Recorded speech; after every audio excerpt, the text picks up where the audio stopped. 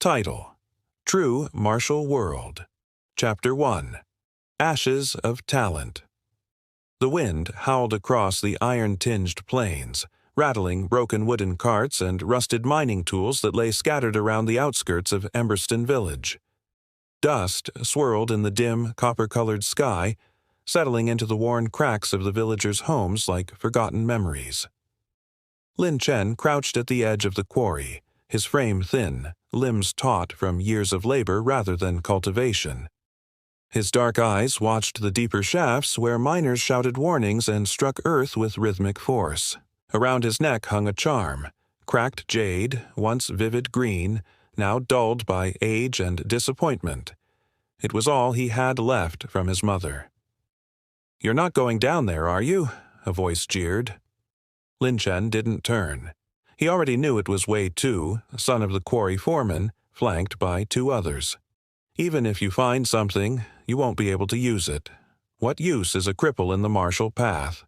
Wei Tu spat, stepping closer. Lin Chen stayed silent. His dantian, the vital energy center every cultivator depended on, was fractured. Not sealed, not damaged, fractured. A cruel twist of fate diagnosed by the village elder himself. But Lin Chen had not given up. "Still pretending you're some hidden genius?" Wei Tu sneered. "I heard your grandfather was a cultivator. Too bad you didn't inherit anything but a beggar's luck." The words stung, but not because they were untrue. They stung because once, when he was very small, Lin Chen had believed he would follow the same path, soar across the skies like the heroes in the old stories. But fate had other plans. A bell clanged 3 times from the top of the hill. "Trial caves open," someone shouted. That made the boys pause. Even Wei Tu turned toward the sound, excitement in his eyes. "If you want to die in that cursed place, be my guest," Wei Tu muttered before storming off. Lin Chen exhaled slowly and stood. His fingers closed around the jade charm. "It's not for glory," he whispered. "It's survival." The trial cave opened once every decade, an ancient ruin half buried beneath the Emberstone cliffs. According to legend, it was part of a ruin from the Age of Fire, long before the clans had carved territories across the land. Most who entered found nothing. Some found bones. A few found trinkets or cultivation manuals. Only one in living memory had returned with anything more, a shard of fire crystal that had made Elder Yan a respected inner sect member. Lin Chen walked past the gathered villagers without speaking. Most didn't look at him. The rest only shook their heads. The entrance to the trial cave yawned like a sleeping beast. Guards marked the entry but made no move to stop him. After all, the cave chose who it allowed in, and the village wouldn't waste resources to stop a cripple. Inside, the air turned dry and heavy. Lin Chen's torch flickered against walls of obsidian stone veined with ancient metallic filaments. Strange patterns lined the corridors, unreadable yet humming faintly with long-dead energy. He descended slowly, listening to every shift in the stone beneath his feet. Then he felt it, a pull. It was not a gust or tremor but a sensation deep in his bones, guiding him down a narrow, half-collapsed shaft he hadn't noticed before. As he crawled through, the jade charm at his neck began to pulse softly. Beyond the tunnel was a chamber, round, silent. In its center lay a cracked altar made of black crystal. Something shimmered on top of it. A fragment of metal, slender, broken, but unmistakably forged. It hovered, unmoving, as if untouched by time. Flame flickered across its edge, though no heat came from it. Lin Chen stepped forward, and the charm shattered. His body froze. The light from the fragment flared and entered his chest. He screamed as pain racked him, 1,000 blades carving through flesh and spirit. Then, darkness. When Lin Chen awoke, the chamber had changed. Above him, glyphs burned into the air, circling like stars in formation.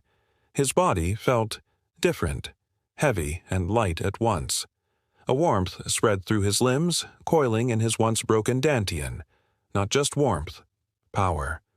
A voice echoed, not in sound, but in thought. Essence, flame. Chosen vessel. Broken vein, restored.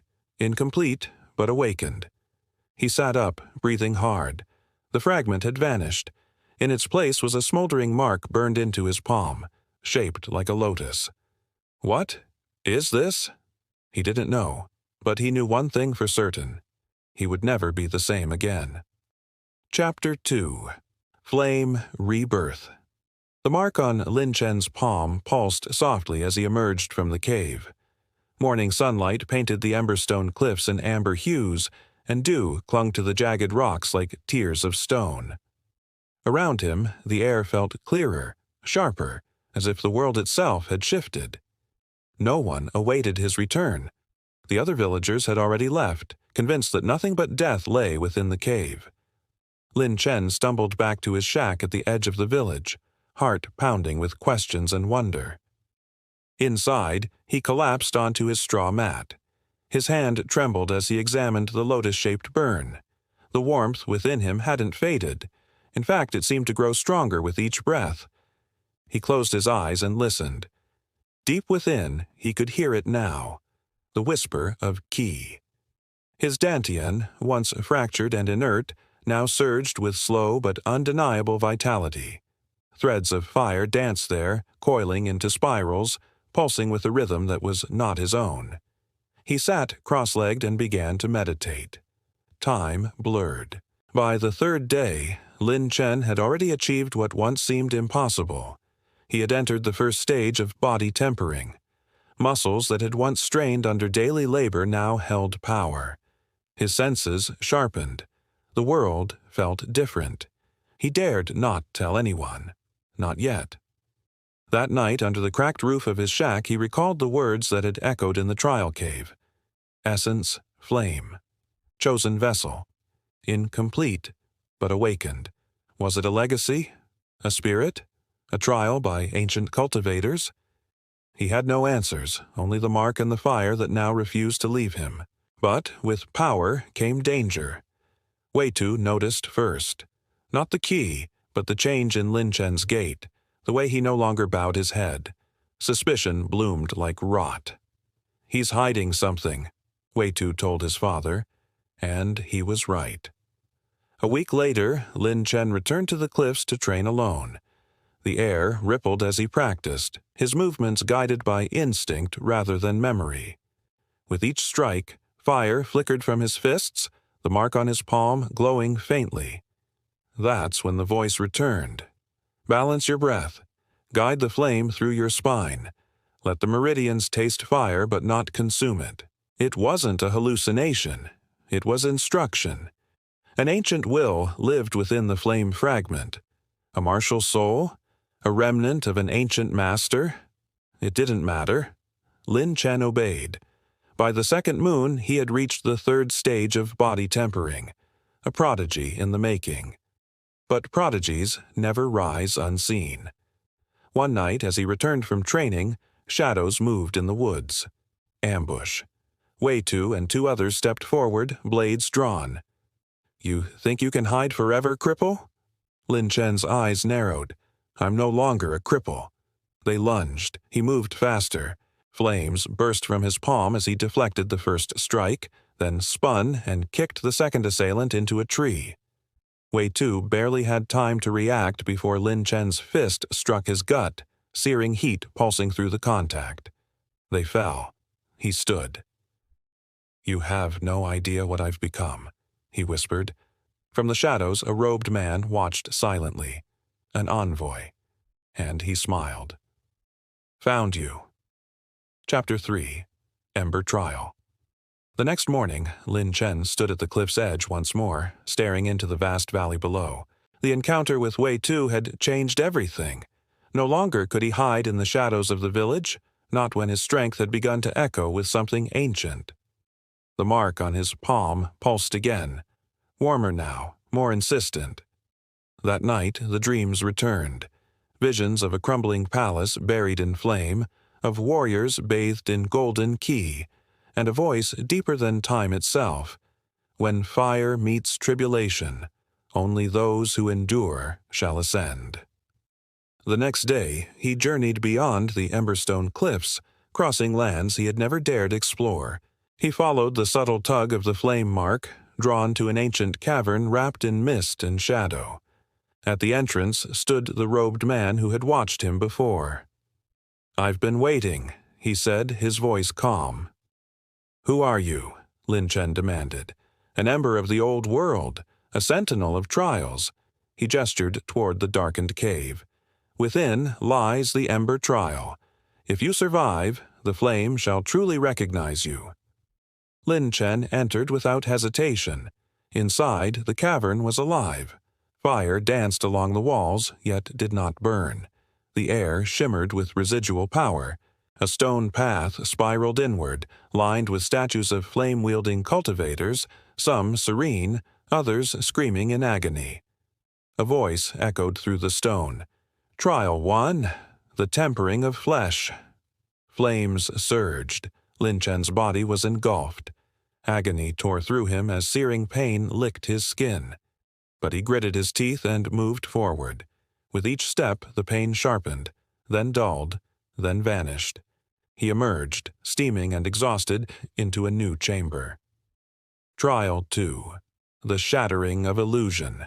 Visions of the past flooded his mind. His parents turning away, Mei Lian's betrayal, the sect elders discarding him. Anger surged, but the flame whispered, "Let it go, or be consumed." He screamed and let it burn away. The illusions vanished. Trial 3. The birth of the flame core. In the final chamber, a massive brazier blazed, suspended in the air by chains of spirit iron. Above it hovered a core of pure flame. "Merge with it," said the sentinel who had reappeared, "or be consumed." Lin Chen stepped forward, eyes locked on the flame. He reached out and it surged into him, fire threading through his meridians, setting his bones alight. He screamed. Then, silence. The flames receded. Lin Chen stood tall, eyes glowing amber. The mark on his palm had spread, blooming across his chest like a lotus of fire. He had passed the ember trial, and outside, news of a new flame wielder began to spread across the land.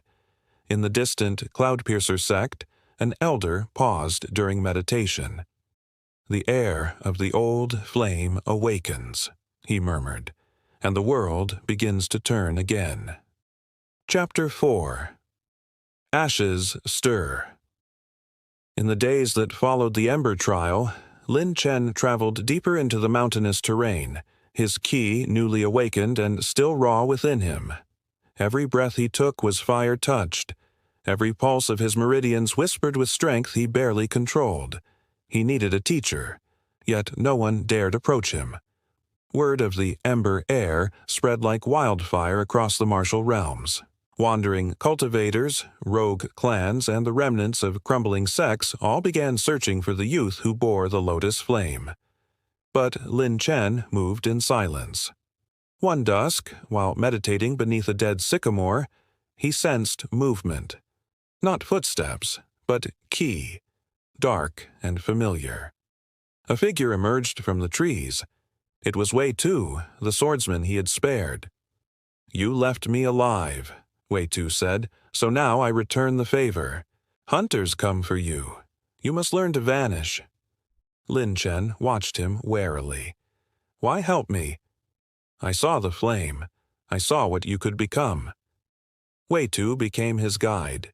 They crossed the fogwood marshes, battled spirit beasts, and snuck past sect patrols. Wei Tu taught him how to temper his flame, how to disguise his aura and suppress his presence. One night by firelight, Lin Chen asked, "Did you ever want revenge?" Wei Tu smiled bitterly. "I did, but I chose something greater, survival and maybe redemption." Lin Chen nodded. The pain in his chest had not lessened. The image of Mei Lian's betrayal still haunted him. But something was changing, something within the ashes. In a hidden mountain glade, they encountered a ruined shrine. The stones were scorched, the altar cracked, but at its center stood a charred statue of a flame goddess. Lin Chen approached. The lotus mark on his chest glowed, resonating with the statue. Qi rippled outward, and an ancient seal dissolved before his eyes. From the earth rose a hidden chamber.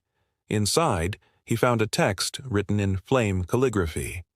Ninefold Lotus Sutra. It spoke of 9 tribulations and 9 ascensions, a path walked only by one every 1,000 years. Wei Tu's breath caught. This is the origin of your power. Lin Chen closed the sutra. Then I must master it. But far away, in a temple of cold marble, Mei Lian knelt before Fang Rui. He still lives, she whispered. Fang Rui's eyes glinted. Then we must finish what we started. And the hunt began anew. Back in the glade, as Lin Chen lit a fire beneath the stars, the ashes stirred. Something old was waking, and this time, he would not run. Chapter 5. Crimson Pledge. The nights grew colder as Lin Chen continued his training with Wei Tu. Beneath the canopy of stars, the youth's movements became sharper, his fire more refined. The Ninefold Lotus Sutra was not merely a cultivation technique, it was a test of the soul, burning away weakness and pride, leaving only purpose behind. Each tribulation described in the sutra was tied to an emotion: fear, rage, despair, betrayal. Lin Chen had already tasted 3. Wei Tu observed in silence, offering guidance when needed, but mostly watching as the boy began to transcend into something else, something formidable. One evening, as the crimson leaves drifted from the trees, Wei Tu handed Lin Chen a letter sealed with black wax. It's from the Scarlet Saber sect. They've issued a blood challenge. Lin Chen read the letter carefully. The sect had aligned with Fang Rui, and they now branded Lin Chen a heretic, a flame-born demon, who must be extinguished. I'll go, he said simply. The journey to the Crimson Plateau took days. Along the way, Lin Chen encountered rogue assassins and chi cultivators eager to claim the bounty on his head. Each battle drew out more of his flame. The Ninefold Sutra responded, growing in intensity. At the edge of the plateau, Lin Chen and Wei Tu found a gathering of swordsmen. At their center stood Mei Lian.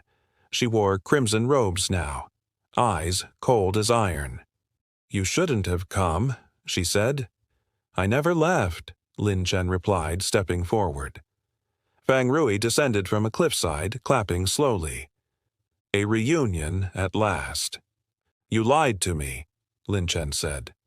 No, Fang Rui smiled. I showed you the truth. Power comes not from honor, but from ambition. A battle erupted. The Crimson Plateau became an inferno. Wei Tu fought valiantly, defending Lin Chen's back. Swords clashed, qi surged. But then Mei Lian struck. Her blade pierced Wei Tu's chest. He stumbled, blood soaking his robes. Finish it, Lin Chen. Something in Lin Chen broke. The 4th tribulation ignited. Grief. Fire roared from him. The lotus on his chest bloomed fully, golden and red. The Crimson Plateau turned to ash. When it ended, only Lin Chen stood. Mei Lian was gone. Fang Rui had escaped. Wei Tu's body lay still beneath a maple tree. Lin Chen knelt, took his friend's sword, and swore a vow in blood. By the ashes and the flame, I will rise, and I will not forgive. Chapter 6. Phoenix Reborn. Smoke still lingered in the air as Lin Chen carried Wei Tu's sword down from the ruins of the Crimson Plateau. His steps were heavy, not from exhaustion, but the weight of the vow he had sworn. The wind blew ash into the sky, and it seemed the heavens themselves mourned. He wandered south, where the ancient Phoenix Fall Cavern was said to rest. Wei Tu had spoken of it once, of an ancient site blessed by fire spirits and rumored to hold trials for those born of flame. It was there that Lin Chen sought rebirth. Phoenix Fall Cavern was hidden deep in a ravine, sealed behind a gate of molten ore. As Lin Chen approached, The lotus seal on his chest pulsed. The gate cracked open, bathing him in golden light. Inside, he faced visions. His past, his betrayals, every flame-scorched memory. He saw Mei Lian's face, twisted with guilt. He saw Fang Rui's smirk, Wei Tu's sacrifice. And finally, he saw himself. A flame, unbroken. The cavern judged him. Flames enveloped his body. The pain was unbearable, the fire unrelenting. But Lin Chen stood firm. When the fire receded, he emerged reborn. His hair shimmered with ember light, and his eyes burned with clarity. The lotus seal had become a phoenix. He had passed the fifth tribulation. Rebirth. Outside the cavern, rumors spread. The ember heir had survived the Crimson Plateau. His name was now etched in fear among the martial clans. Even sect elders spoke in hushed tones of the boy who burned without mercy. In a snowbound palace in the northern mountains, Mei Lian stood before Fang Rui. Her face bore a scar now, a reminder of Lin Chen's wrath. "He grows stronger," she said. Fang Rui sneered. "Then we will feed the fire until it consumes itself." Back on the open road, Lin Chen no longer hid. His aura could not be suppressed. Fire followed him. Birds flew overhead, trees bloomed with flame-colored leaves. He arrived at an abandoned sect ruin, the Temple of Red Sky. Once a haven for flame cultivators, it had been destroyed decades ago. But now, Lin Chen lit its brazier once more. He trained alone, days blending into weeks, until he mastered the second layer of the ninefold Lotus Sutra. His movements no longer danced. They soared. Each step left trails of heat in the air. The boy was gone. Only the phoenix remained. Chapter 7. Ember Court. The Ember Court had long been a legend in the martial world, an elusive gathering where powerful cultivators, rogue sect leaders, and hidden bloodlines brokered pacts and vengeance beneath veils of smoke and shadow. It was not a place to be found, but a place that found you. When Lin Chen lit the brazier of the ruined Temple of Red Sky, he unknowingly sent a signal. The Ember Court answered. One moonless night, a procession arrived at the temple. Masked warriors, fire talismans, emissaries draped in vermilion robes, they bore symbols of forgotten clans, some extinct, others whispered of in ghost stories. The leader stepped forward, a woman known only as Ember Matron. Her face was hidden behind a phoenix mask. "You carry the ninefold lotus," she said. "I do. You've passed 5 trials. Fire has not consumed you. It obeys you." "I seek revenge," Lin Chen answered. "Then we welcome you to the court." At the Ember Court's sanctum, hidden deep beneath the ashen veil, Lin Chen was introduced to its 10 lords. Each a master of fire arts, each a heretic to the great sects. He trained with them, sparred with them, learned the ancient ember techniques forbidden in the outer world. He absorbed philosophies of flame, of purification and destruction, of rebirth and reckoning. One lord taught him the ember chains, a binding art that shackled not limbs, but chi flow. Another taught him flame echoes, reflected attacks drawn from his enemy's own essence. The matron herself bestowed the dance of the ashes, a martial pattern said to end armies. Weeks turned to months.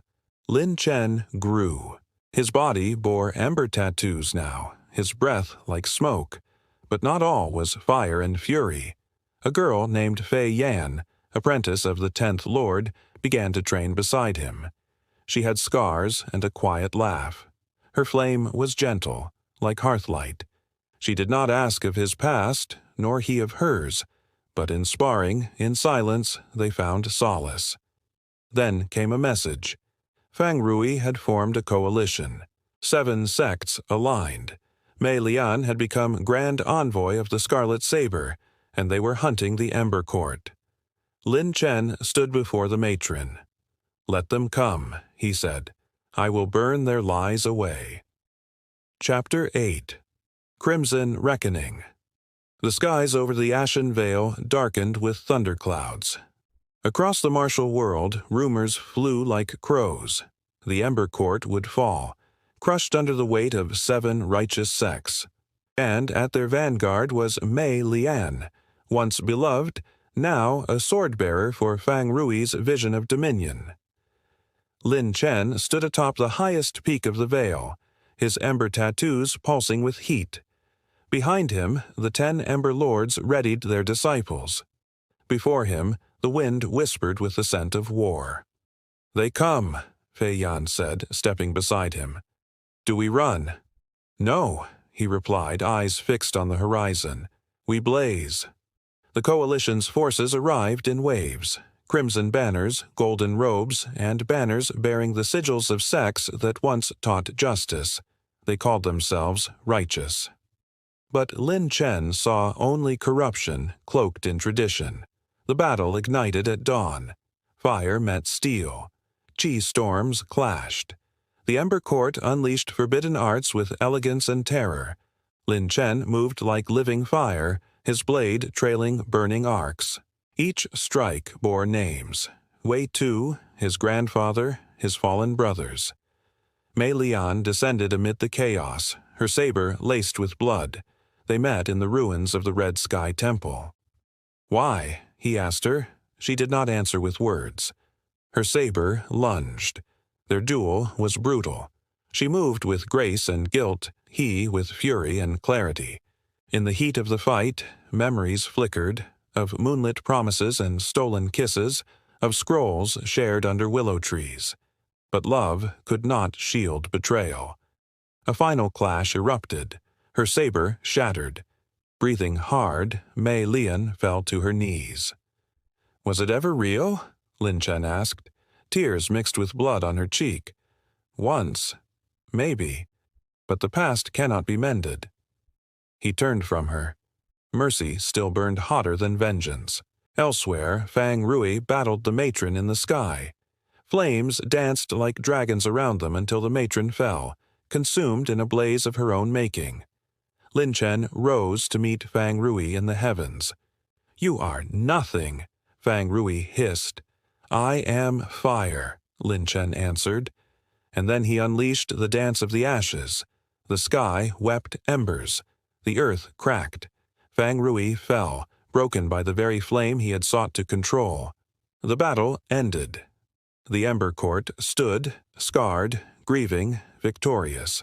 And Lin Chen, once betrayed, now burned as their Phoenix King. Chapter 9. Ashes and Oaths. The battlefield still smoldered when dawn broke over the Ashen Vale. The once verdant peaks were now scarred by war, a testament to the vengeance wrought and the truths uncovered. Lin Chen stood at the heart of the ruins, his robes singed, his blade nicked, and his eyes filled with the quiet fire of one who had seen through the veils of love and hatred. The Ember Court gathered in the temple square.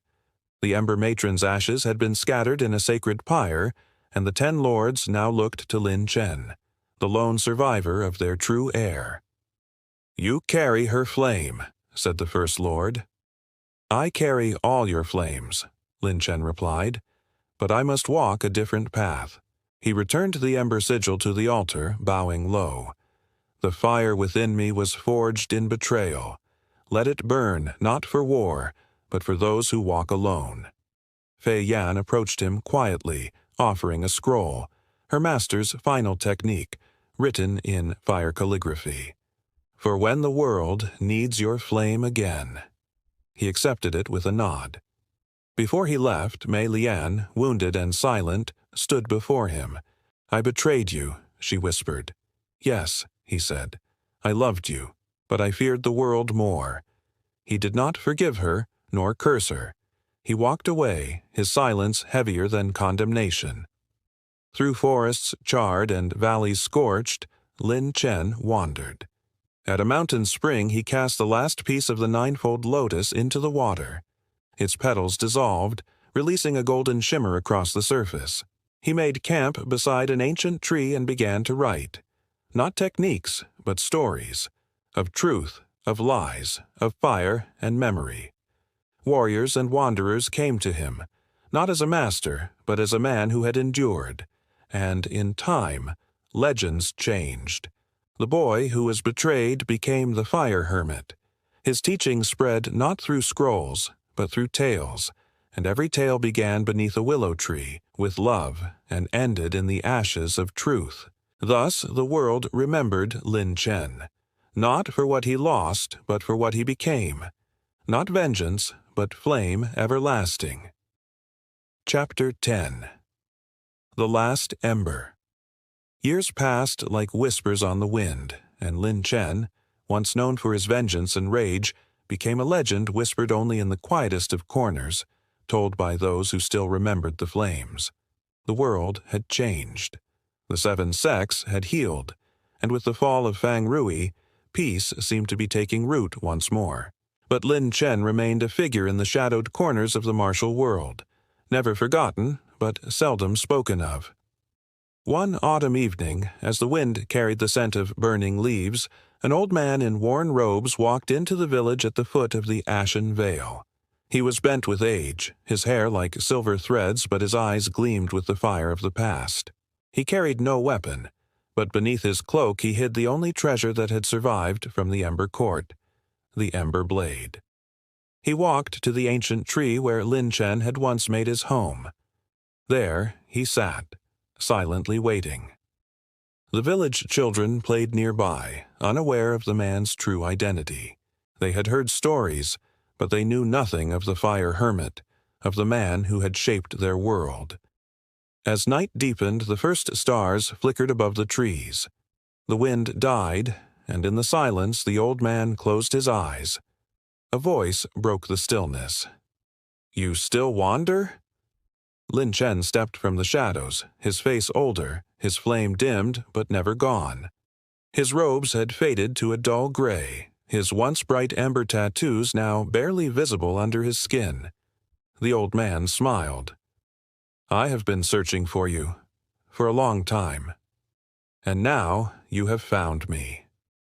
Lin Chen's voice was soft, but it held the weight of years. "You've given up your fire," the man said. "Not given up," Lin Chen replied. "Just tempered it." The old man nodded. "Then you are ready." He drew the ember blade from beneath his cloak. Its edge still gleamed with fire, a relic of the court that had given birth to Lin Chen's legend. The two stood, their eyes meeting.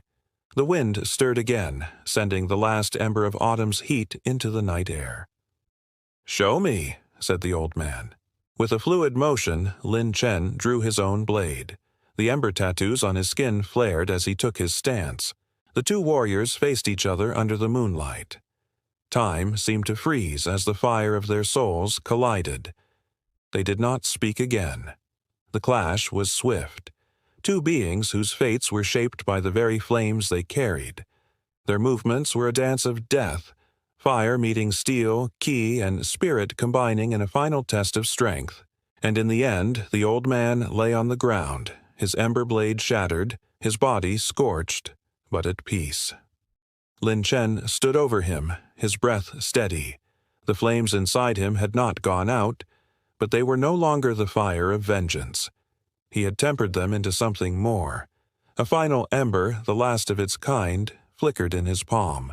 The world would remember him not for what he had lost, but for what he had become.